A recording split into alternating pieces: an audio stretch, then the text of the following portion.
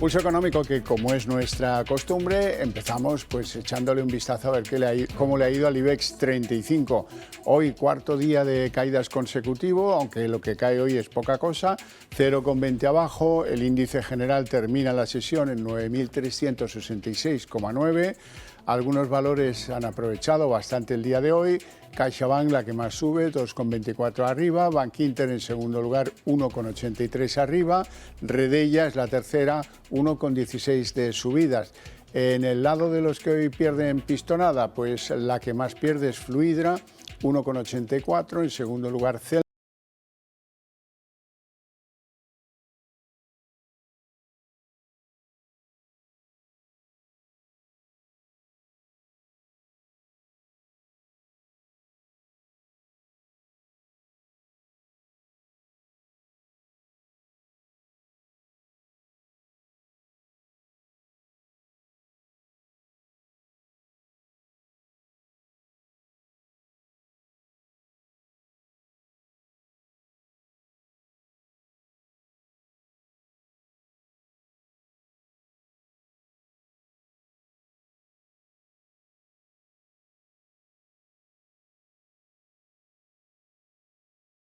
Que se deja 1,58 y en tercer lugar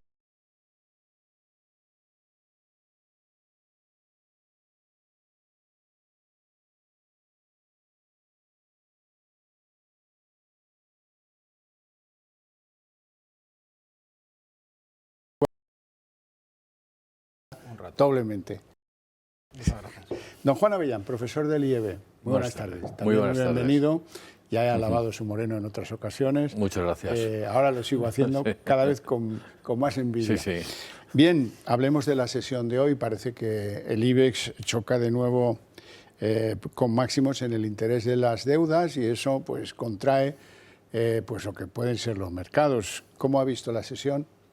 Pues continuista desde un punto de vista negativo. El IBEX 35 hace apenas una semana acariciaba los 9.700 puntos y bueno, pues viendo ahora perder también la cota de los 9.400 nos deja de manifiesto que el punto de vista de riesgo a nivel internacional de lo que supone España o el mercado español respecto al ámbito internacional en un contexto donde los rendimientos de los bonos y bueno, pues al final los tipos de interés ejercen también una presión adicional, lo que podríamos pensar desde un punto de vista es que el coste de financiación de España, el riesgo de España más las primas del ámbito corporativo a nivel de compañías del IBEX 35, pues deberán endeudarse a unos niveles de rendimientos mucho más altos para compensar precisamente que no pierdan dinero por los actuales tipos de interés.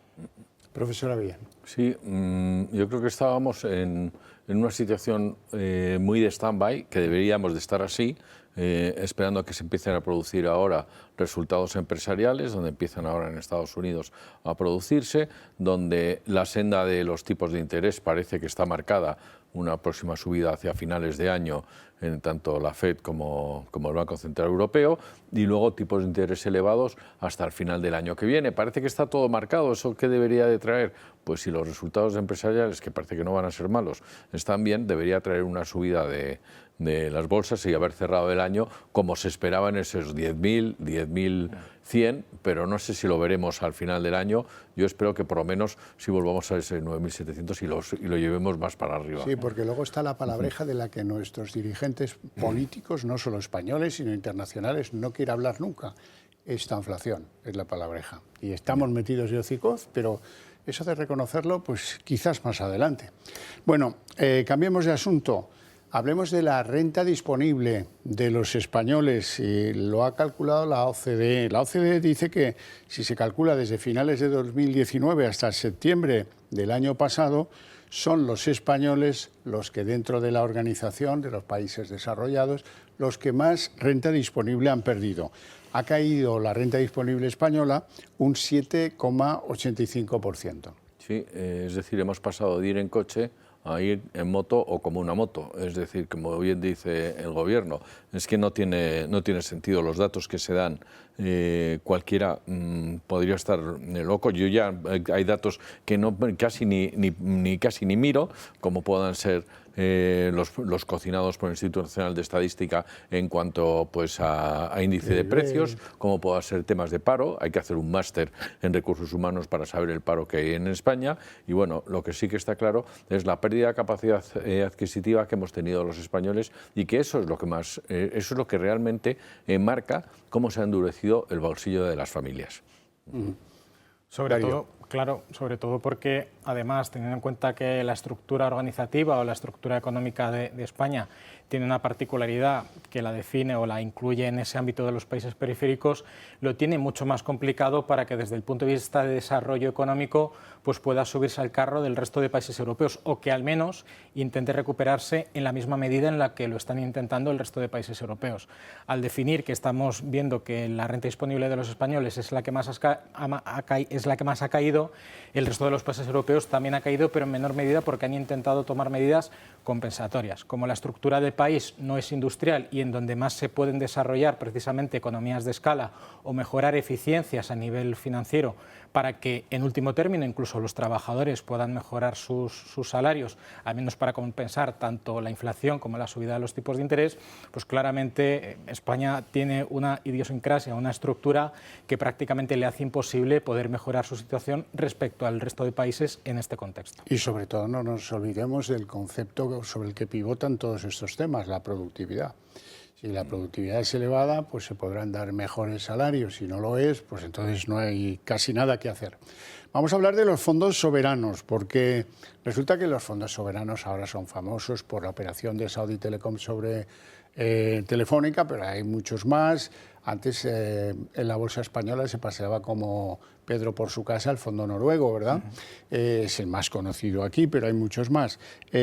Controlan activos por valor de 11,4 billones de dólares, lo cual es así como 8 veces el Producto Interior Bruto de este país. Darío.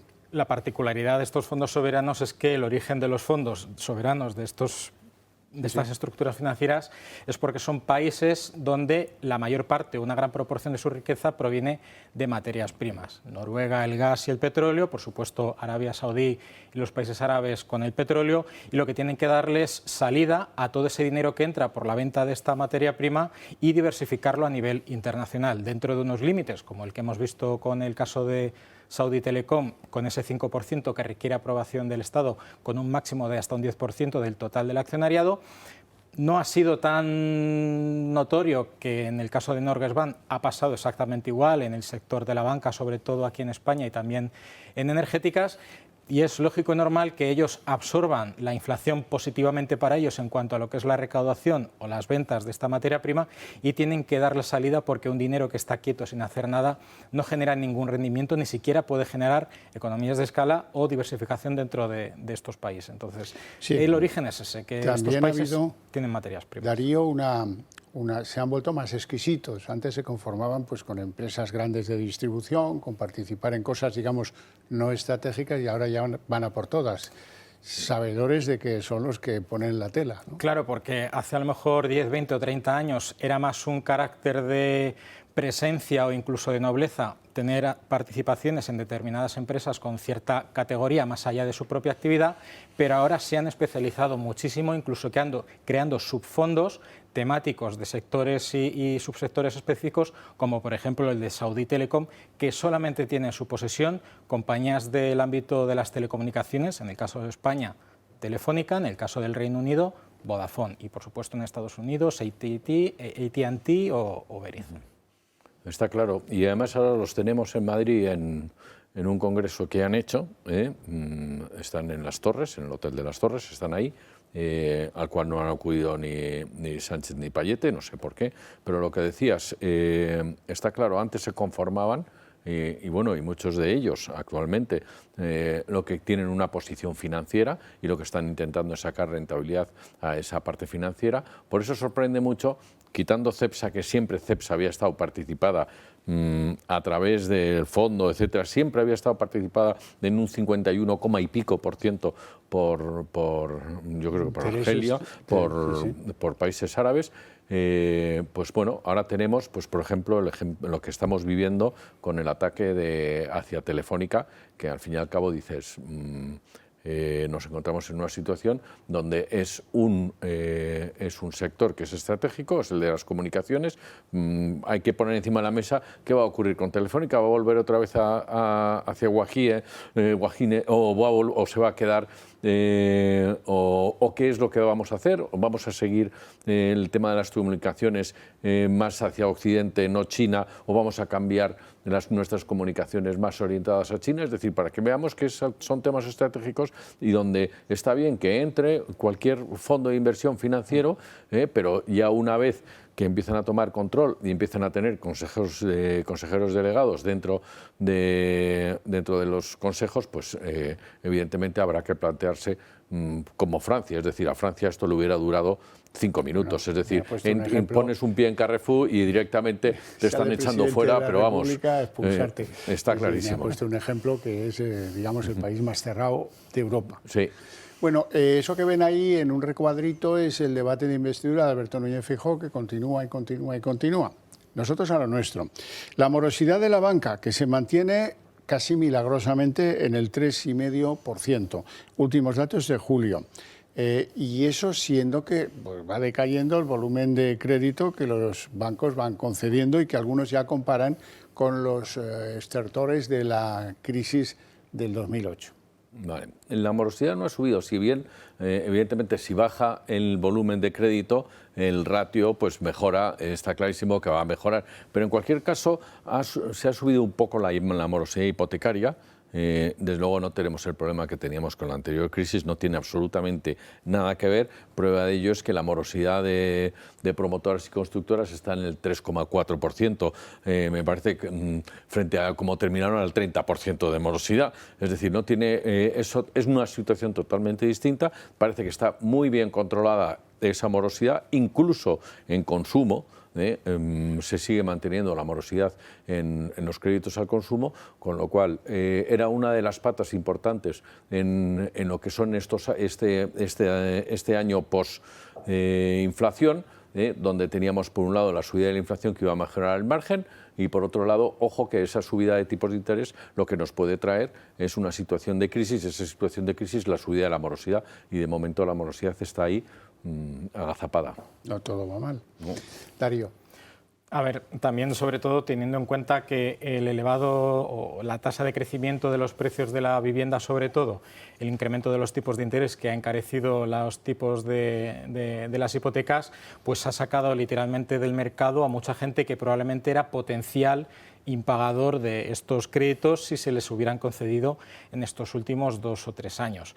En este caso, lógicamente, la actividad más rentable de un banco, que es la concesión de hipotecas y de créditos al consumo, se está viendo de alguna manera compensada en trasladar a los clientes desde el punto de vista del riesgo al propio balance del banco a través de los rendimientos y de los productos de ahorro que están linkados a los tipos de interés, y eso es importantísimo para el banco porque si bien le deja mucho menos margen porque el diferencial entre el tipo pagado y el tipo prestado es mucho más pequeño, lo que hace es que la tasa de morosidad de ese tipo de cliente sea cero, porque el cliente precisamente lo que va a buscar es una estabilidad que el banco le va a proveer en base a los tipos de interés. Entonces, el banco ahí, o el sector bancario en este caso, está viendo compensada esa menor actividad en su negocio principal, también mejorando lógicamente los riesgos, pero moviendo a los clientes de un tipo de cliente pagador de tipo de interés a un tipo de cliente remunerado de un diferencial mucho más pequeño, y que a eso los bancos les permite gestionar el riesgo muchísimo mejor. Bueno, pues hablemos de algunos de los valores que han sido protagonistas hoy. El que más sube, CaixaBank, quizás porque ha anunciado que va a repartir a sus accionistas 10.000 millones de euros hasta 2026. ¿Cómo ven este valor y cómo ven su política de dividendos? Casi podríamos decir que las alzas liderando hoy el IBEX 35 de Caixa están más que motivadas precisamente por esta noticia. Si además a eso le incluimos que los bancos en España tienen una tasa de rendimiento sobre el dividendo y un payout sobre los beneficios, que es lo que paga del total de los beneficios a los accionistas en modo de dividendo, no está nada mal. y que los niveles de core ratio que están muy seguidos por Bruselas están bastante bien controlados y que identifican a los bancos españoles como los menos capitalizados, pero que eso también tiene el contrapunto positivo, que son los más interesantes desde el punto de vista de la rentabilidad, a los inversores que quieran buscar una combinación de todos estos factores, pues están viendo lógicamente en la banca, no solo en CaixaBank, que está liderando este comportamiento, entre otros por este tipo de noticias, pero sino en un contexto general por lo que hemos visto en la pregunta anterior. Al final están gestionando el riesgo de los clientes para que sean o que pasen de ser potenciales deudores o impagadores a que formen parte del propio balance con los depósitos que han dejado y que están siendo remunerados desde el punto de vista de la rentabilidad. A los inversores que quieran buscar una combinación de todos estos factores, pues están viendo lógicamente en la banca, no solo en CaixaBank, que está liderando este comportamiento, entre otros por este tipo de noticias, pero sino en un contexto general por lo que hemos visto en la pregunta anterior. Al final están gestionando el riesgo de los clientes para que sean, que pasen de ser potenciales deudores o impagadores a que formen parte del propio balance con los depósitos que han dejado y que están siendo remunerados bajo el control del propio banco. Un reparto de dividendos, es decir, por con una posibilidad de hacerlo, porque están en rentabilidad, porque han hecho sus deberes durante años con un ratio de eficiencia que no lo tiene ninguna banca y lo que se toma en toda Europa. Entonces, con ese ratio de eficiencia, lo que ha generado comisiones, el que tengan una capacidad de un margen elevado y ese capital distribuirlo vía dividendos, pero no solamente a Caixa, que es muy notable, sino con lo cual el año no solamente han hecho este año, sino que están haciendo es un reparto de dividendos. Vamos con un segundo valor también bancario, porque con una posibilidad de hacerlo, porque están en rentabilidad, porque han hecho sus deberes durante años con un ratio de eficiencia que no lo tiene ninguna banca en toda Europa. Entonces, con ese ratio de eficiencia, con haber generado comisiones, con mantener un margen elevado, y ya tenemos 2024 también un año por delante donde se espera que también los tipos de interés estén altos, con lo cual el año no solamente han hecho este año, sino que también el ingreso viene por Vamos con un segundo valor también bancario, porque es el segundo en subidas hoy, es el caso de Bankinter. Por lo que es la banca corporativa, hay que destacar una cosa, y luego sus las cuentas grandes operaciones presentan que los intereses están triplicando lo que se obtiene por comisiones. Comportado muy bien en ese sentido, y las comisiones ocurre con toda la banca dentro de lo que es España, mejor veces más lo que es el negocio típico. Al fin y al cabo, la banca española es una banca minorista, y la banca minorista lo que entra el ingreso viene, pero en líneas particulares, por empresas, por lo que es la banca, que las comisiones nos vienen por lo que es la banca corporativa, y ya venían los bancos, y luego las grandes operaciones. La verdad es que Bankinter se ha comportado muy bien en ese sentido, y las comisiones las han mantenido dentro de lo que es España mejor que realmente que ningún banco. Compraventa de empresas, de salidas a bolsa, muy bien, sobre todo por todo lo que está haciendo en Estados Unidos. Es decir, pero en líneas generales han ido creciendo de 1 a 3 y apostando por ellas, pero se mantiene en todos los bancos. Ha crecido el margen de retail, donde sí se marca, y ya venían los bancos apretando en comisiones. Cuando digo apretando en comisiones no solamente lo que se paga por tener una cuenta corriente, son todos los ingresos que se obtienen por los fondos de inversión, son todos los ingresos que se obtienen en operaciones, llamémosle de compraventa de empresas, de salidas a bolsa, de asesoramientos, etcétera. Todas esas operaciones es donde han obtenido, pues han ido creciendo y apostando por ellas. Pero eso no quita para que sean bancos de retail, donde sí se marca que sea 3-1, donde se obtiene más por margen que por de manera indirecta. Es un banco nacional con una actividad plenamente nacional.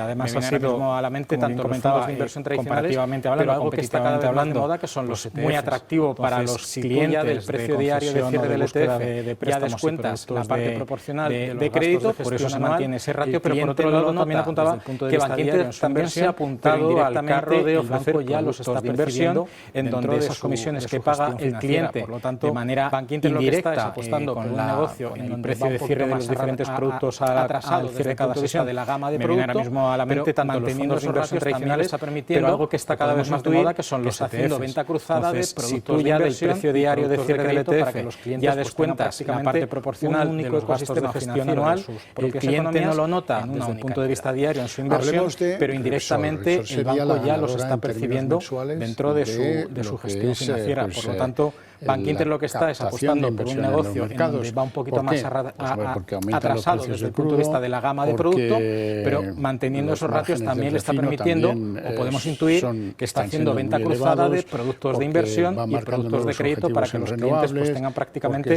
un único ecosistema financiero de sus propias economías en una única entidad. Hay que tener en cuenta que Repsol no es una petrolera sería la ganadora en términos mensuales de lo que es de petróleo, sino que compra otras entidades petrolíferas o petroleras. ¿Por qué? Ese Pues petróleo. porque aumentan los precios del crudo, que en los precios en los que se ha movido el crudo los márgenes en estos del últimos refino 2-3 meses también está dentro de su banda de economía de escala o de multiplicación de su negocio, en donde los precios elevados no le está afectando a su refinamiento y a su venta final. Y por otro lado también la estrategia, hay que tener en cuenta que Repsol no es una petrolera tradicionalmente extractora de progresivamente foradores verde, sino que compra otras entidades petrolíferas o petroleras las energías renovables en el largo plazo. El tema está que en los precios en los que se ha movido el crudo en estos últimos 2-3 meses está dentro de su banda de economía de escala o de multiplicación de su negocio, en donde los precios elevados no le está afectando a su refinamiento y a su venta final. Y por otro lado también la estrategia de largo plazo o el plan estratégico de Repsol de ir transicionando progresivamente hacia el hidrógeno verde, pues es una apuesta tanto para aquellos que buscan en las energías renovables en el largo plazo como para aquellos que todavía están muy pendientes, lógicamente, de los precios del crudo, que a día de hoy sigue siendo el negocio principal. Bueno, quizás una de las noticias preocupantes del día es que el gasto en pensiones aumenta un 10,9%, casi un 11%. La pensión media de jubilación ha subido a 1.376 euros y algún centimillo más. La Seguridad Social destinó en el presente mes de septiembre la cifra récord de 12.051,4 millones de euros al pago de la nómina ordinaria mensual de pensiones contributivas, un 10,9% más que en el mismo mes de 2022, según ha informado este martes el Ministerio de Inclusión, Seguridad Social y Migraciones. La nómina mensual ordinaria de las pensiones superó por primera vez en julio los 12.000 millones de euros. La Seguridad Social destinó en el presente mes de septiembre la cifra récord de 12.051,4 millones de euros al pago de la nómina ordinaria mensual de pensiones contributivas, un 10,9% más que en el mismo mes de 2022, según ha informado este martes el Ministerio de Inclusión, Seguridad Social y Migraciones del PIB. La nómina mensual ordinaria de las pensiones superó por primera vez en julio también los 12.000 millones de euros, y este mes vuelve a marcar un nuevo récord.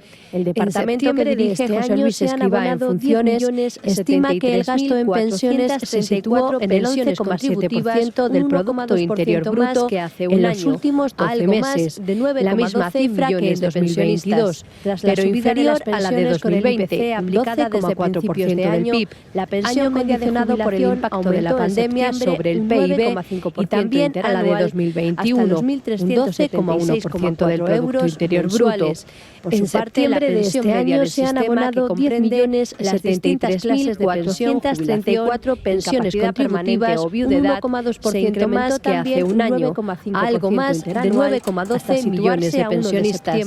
Tras la subida de las pensiones con el IPC aplicada desde principios de año, la pensión media de jubilación aumentó en septiembre un 9,5% interanual hasta los 1.376,4 euros mensuales. Por su parte, la pensión media del sistema, que comprende las distintas clases de pensión, jubilación, incapacidad permanente o viudedad, se incrementó también un 9,5% interanual hasta situarse a 1 de septiembre de este año en 1.196,35 euros mensuales.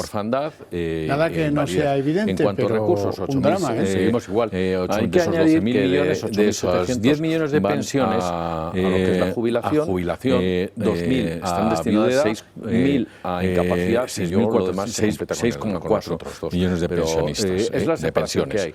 Son 9 millones de pensionistas, 10 millones de pensiones y 6,4 millones de pensiones son a los que tengan menos de 50 años. No dice que viudedad, las pensiones, si hablas con alguien que tiene más de 50 años, dice que ha cobrado, en cuanto a recursos, 8.000, como para que le reduzcan de esos 12.000 millones, 8.700 no es un impuesto a lo que es la jubilación de la renta, 2.000 a viudedad, según lo que se ha pagado, a incapacidad, y yo lo demás se completa con muchas medidas pero es la separación que hay. Hay que hacer algo, sí.